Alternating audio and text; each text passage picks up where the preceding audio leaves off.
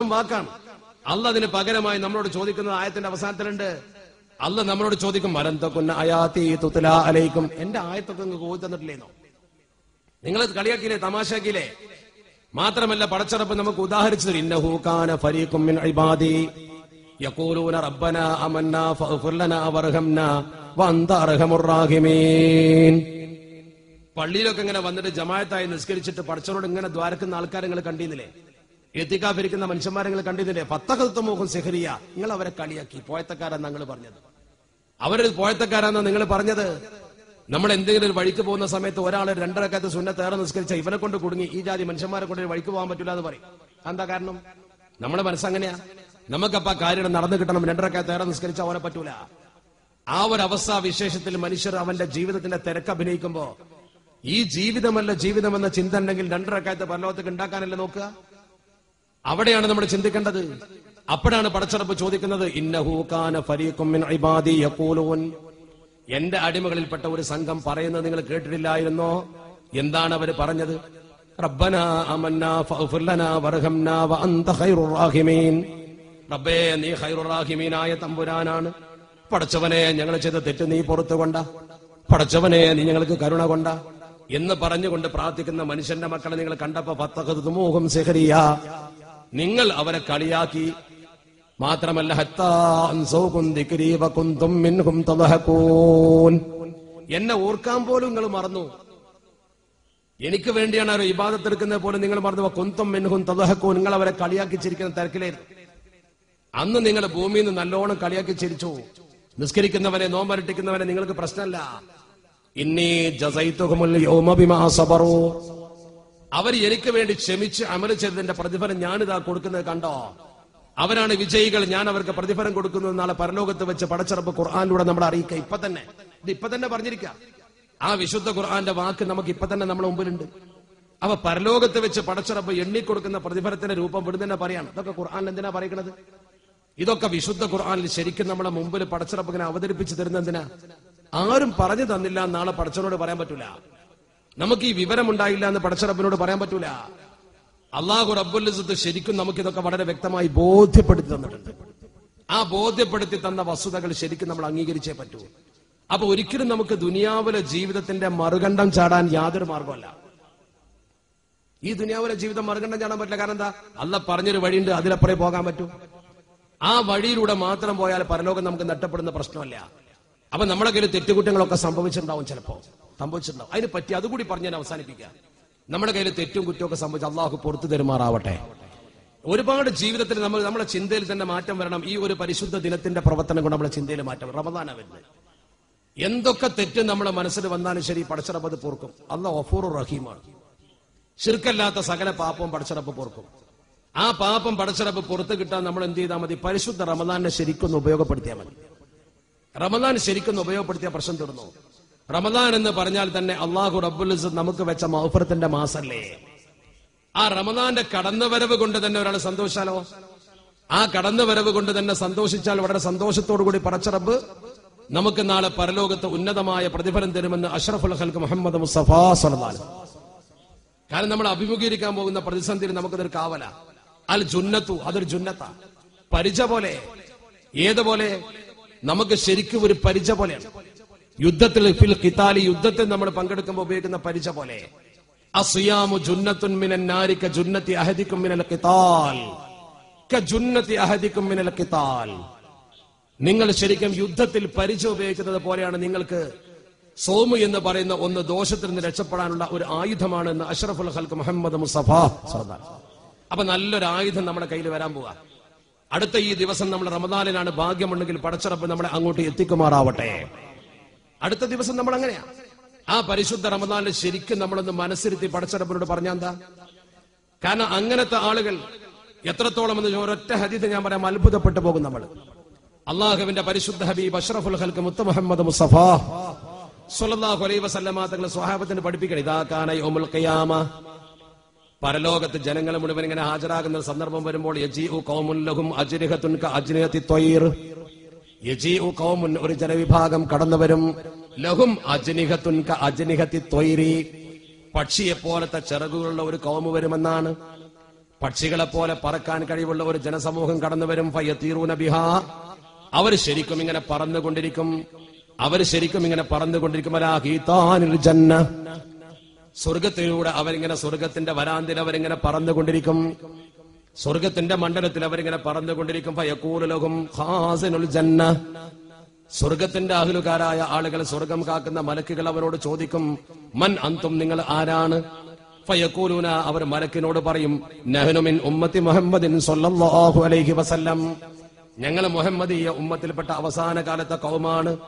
ആ സമയത്ത് ഈ മലക്കുകൾ ചോദിക്കും, ഹൽ റഅയ്തുമുൽ ഹിസാബ്, നിങ്ങൾ ഹിസാബിന് വേണ്ടി മഹ്ശറിൽ ക്യൂ നിന്നുവോ? നിങ്ങളെ ഹിസാബ് കഴിഞ്ഞിട്ടാണോ നിങ്ങൾ ഇങ്ങനെ പറന്നു വരുന്നത്?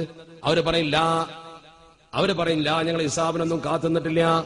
അപ്പൊ മലക്കുകൾ പിന്നെയും ചോദിക്കും, ഹൽ റഅയ്തുമുസ് സിറാത്ത്, നിങ്ങൾ സിറാത്ത് പാലം കണ്ടുവോ? അവര് പറയും ഫയഖൂലൂന, അവര് പറയും ലാ, ഞങ്ങളുടെ സിറാത്ത് പാലം കണ്ടിട്ടില്ല, ഞങ്ങളോട് ഇങ്ങോട്ട് പറന്നു വരാൻ പറഞ്ഞു. ഉടനെ തന്നെ മലക്കുകൾ ഉറക്കെ ചോദിക്കും, ബിമ വജത്തും ഹാദിഹി ദറജാത്ത്, ബിമ വജത്തും, എങ്ങനെയാ നിങ്ങൾക്ക് കിട്ടിയത്? എങ്ങനെയാ നിങ്ങൾ ഇവിടെ എത്തിയത്? ബിഹാദിഹി ദറജാത്ത്, ഈ വലിയ പദവി, ഈ വലിയ പദവിയിലേക്ക് നിങ്ങൾ എത്തിപ്പെട്ടത് എങ്ങനെയാണ്? ആരാ നിങ്ങളെ സ്വർഗത്തിലേക്ക് പറന്നുവിട്ടത്? നിങ്ങൾക്ക് ഈ പദവി കിട്ടാൻ എന്താ കാരണം? അള്ളാഹുവിന്റെ പരിശുദ്ധ ഹബീബ് സ്വഹാബത്തിനെ പഠിപ്പിക്കുന്നു, ഫയഖൂലുന എന്ന് ഈ അടിമകൾ മലക്കുകളോട് പറഞ്ഞു കൊടുക്കുമെന്ന് അഷ്റഫുൽ ഖൽഖ് മുഹമ്മദ് മുസ്തഫ സ്വല്ലല്ലാഹു അലൈഹി വസല്ലം. ആ ആരാധന സിറായ ആരാധന നോമ്പാണ് എന്നാ. ആ സിറായ ആരാധന നോമ്പാണ്. അതല്ലോ നോമ്പിനെ കുറിച്ച് എല്ലാ നോമ്പിനും ഉസ്താദ് ഇങ്ങനെ പ്രസംഗിക്കുമ്പോൾ നിങ്ങൾ കേട്ടില്ലേ, അനാ അജ്സീ ബിഹി, എല്ലാത്തിനും കൂലി കൊടുക്കൽ ഞാനാണ്, പക്ഷെ നോമ്പിന് ഞാനാ പ്രത്യേകം കൂലി കൊടുക്കുക. എല്ലാ ആരാധനക്കും പഠിച്ചോങ്കു അല്ല പറയാണ്, നോമ്പിന് ഞാൻ കൂലി കൊടുക്കും, നോമ്പ് എനിക്കുള്ളതാണ്. എന്താ അതിന്റെ അർത്ഥം? നോമ്പ് എല്ലാം നിസ്കാരം അല്ലാക്കുള്ളതല്ലേ? ആണല്ലോ. നോമ്പ് എനിക്കുള്ളതാണ്, ഞാനാണ് അതിന് പ്രതിഫലം കൊടുക്കുക. എന്താ അതിന്റെ അർത്ഥം? ഈ ഹദീസിന്റെ വ്യാഖ്യാനത്തിൽ മഹത്തുക്കൾ പഠിപ്പിക്കുന്നു, കുല്ലു ത്വാഅത്തിൻ തവാബുഹൽ ജന്ന, എല്ലാ ആരാധനക്കും കൂലി സ്വർഗം തന്നെയാണ്. എല്ലാ ആരാധനകൾക്കും പ്രതിഫലം സ്വർഗമാണ്. വസ്സൗമു ജസാഉഹു ലിഖാഇ, അതാണ് വസ്സൗമു, നോമ്പിന്റെ കൂലി സ്വർഗമല്ല, നോമ്പിന്റെ കൂലി സ്വർഗമല്ല. ലിഖാഇ, എന്നെ കാണലാണ്. അള്ളാഹുവിനെക്കാൾ അള്ളാഹിനെ കാണലാണല്ലോ ഏറ്റവും വലിയ പുണ്യം. നോമ്പ് അത് സ്വർഗത്ത് കടന്നോനെ കിട്ടുള്ളൂ. നോമ്പിന്റെ കൂലി എന്നെ കാണലാകുന്നു. അൻദുറു ഇലൈഹി, ഞാൻ ആ അടിമയെ നോക്കും. വയൻദുറു ഇലയ്യ, ആ അടിമ എന്നെയും നോക്കും.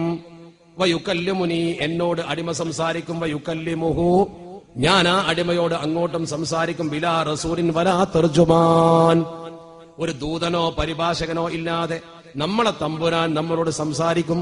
അങ്ങനത്തെ ഒരു ഇബാദത്ത് ഭൂമിയിൽ നോമ്പ് മാത്രമേ ഉള്ളുവെന്ന് അഷ്റഫുൽ ഖൽഖ് മുത്ത് മുഹമ്മദ് മുസ്തഫ സ്വല്ലല്ലാഹു അലൈഹി വസല്ലം. അങ്ങനത്തെ ഒന്ന് നോമ്പ് മാത്രമേ ഉള്ളൂ. അപ്പൊ നോമ്പ് നോറ്റോന്ന് പഠിച്ചോ മാത്രമേ അറിയുള്ളൂ. പക്ഷെ ആ നോമ്പ് നോമ്പാകണം. അത് കൂടി പറഞ്ഞ് ഞാൻ അവസാനിപ്പിക്കാം. നോമ്പാകണം. എങ്ങനെ നോമ്പാവുക? അത് മാത്രം പറഞ്ഞ് ഞാൻ ഇന്നത്തെ പ്രസംഗം അവസാനിപ്പിക്കാൻ അപ്പോഴേക്കും ദ്വാക്ക് കഴിയുമ്പോഴേക്കും സമയമാവും. കാരണം വല്ലാതെ ദീപിച്ചുകൂടല്ലോ, ഒരുപാട് സമയം തുടങ്ങാനായിട്ട്. പക്ഷെ അതൊക്കെ കാര്യത്തിനേ ഇല്ല.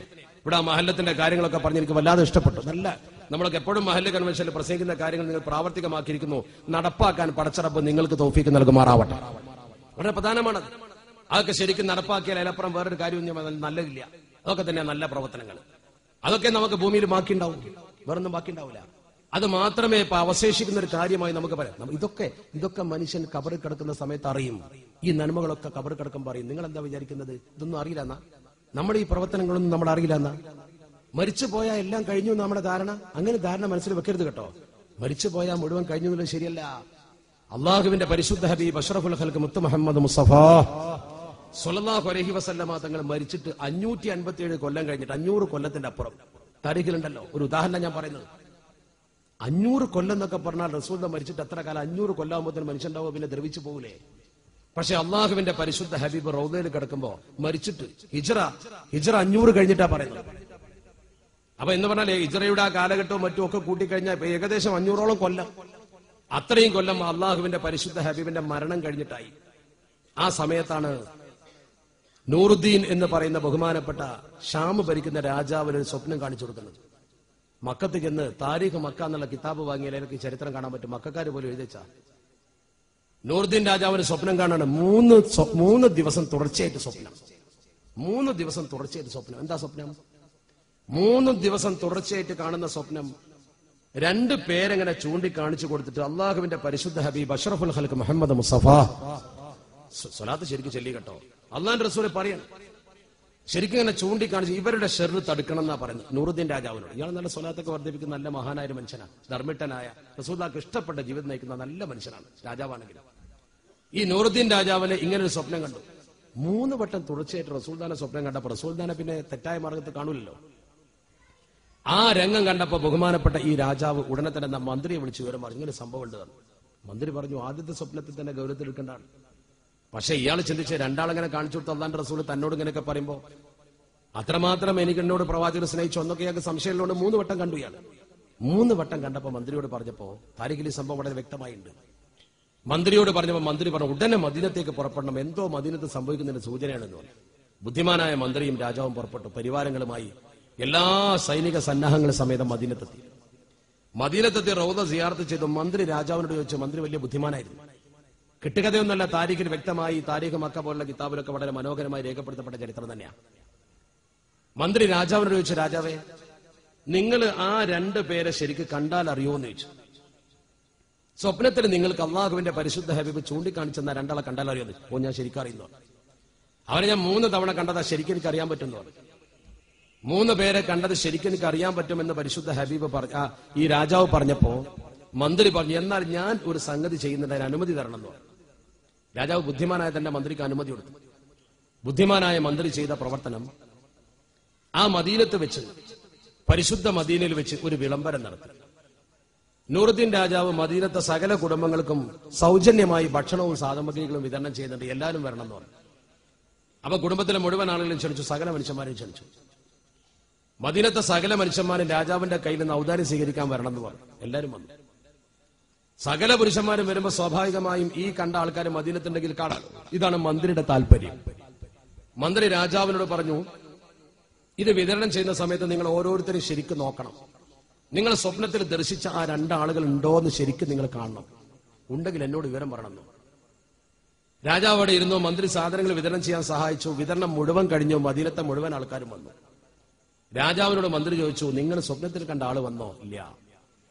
മന്ത്രി നിരാശനായില്ല. രാജാവിന് നിരാശ തോന്നിയെങ്കിലും മന്ത്രി പറഞ്ഞു, നിരാശനാവണ്ട. മന്ത്രി മദീനത്ത് മുഴുക്കെ പ്രധാനികളെ വിളിച്ച് ചോദിച്ചു, രാജാവിന്റെ ഔദാര്യം സ്വീകരിക്കാൻ വരാത്ത ഒരാളുള്ളത്? മദീനക്കാര് പറഞ്ഞു, മദീനക്കാര് മുഴുവൻ വന്നിട്ടുണ്ട്, ആരും വരാത്തില്ല. ഇവിടെ അതിഥികളായി വന്നവരൊക്കെ എത്തിയിട്ടുണ്ട്. ഇനി ആരെങ്കിലും വരാൻ ബാക്കിയുണ്ടോന്ന് പിന്നെ അന്വേഷിച്ചപ്പോ ജന്നത്തുൽ ബഖീന്റെ ഭാഗത്ത് വീട്ടിൽ താമസിക്കുന്ന 2 ആൾക്കാരുണ്ട്. അവരാരുടെയും ഔദാര്യം സ്വീകരിക്കാറില്ല. അവർ ധർമ്മം കൊടുക്കുന്ന നല്ല മനുഷ്യന്മാരാണ്. അവർ നിസ്കരിക്കാറുണ്ട്. അവർ കൊല്ലായി ഇവിടെ വന്നിട്ട് അവർ നിസ്കരിക്കാറുണ്ട്, നോമ്പ് നോൽക്കാറുണ്ട്, പാവങ്ങളെ സഹായിക്കാറുണ്ട്. നല്ല പെരുമാറ്റമാണ്, നല്ല മനുഷ്യന്മാരെ. ഗുഡ് സർട്ടിഫിക്കറ്റ് എല്ലാവരും അവർ കൊടുക്കണം.